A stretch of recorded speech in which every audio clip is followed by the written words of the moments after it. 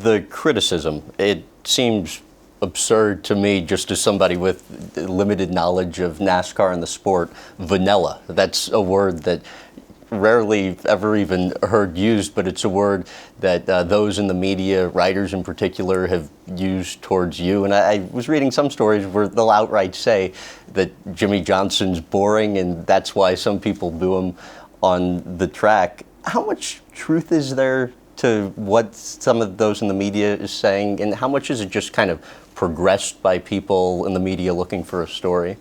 Yeah, I think fortunately we're over all of that. I can't control the interaction people have with me via television.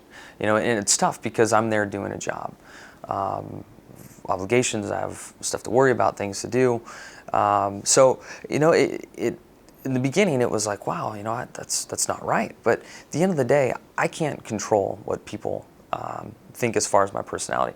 If I meet someone and they have negative things to say about me then, and I've had a chance to get to know someone, that I'll take seriously.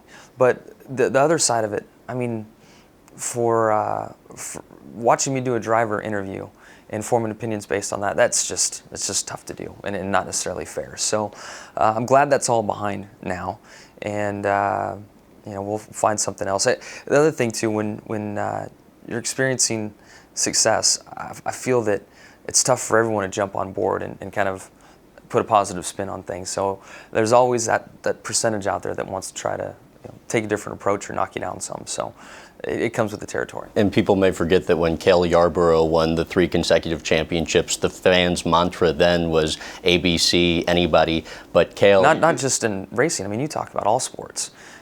When there is a streak, the only one happy is that particular fan base, and everyone else is mad.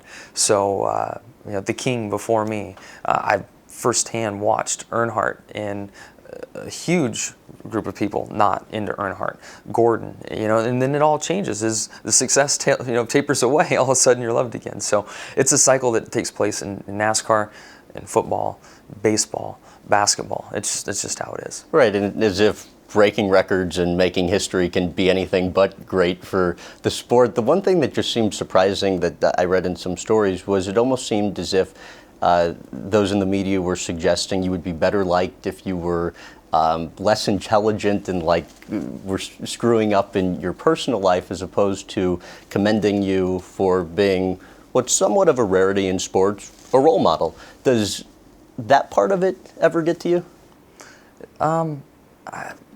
All that stuff was kind of going on at the same time early in my career, and initially, sure, when you're getting started, you're worried about every blog, every article. At this point, I don't really engage and read any of our media or pay attention to anything. I know what I'm doing. I know how hard I work. I know the effort I put in.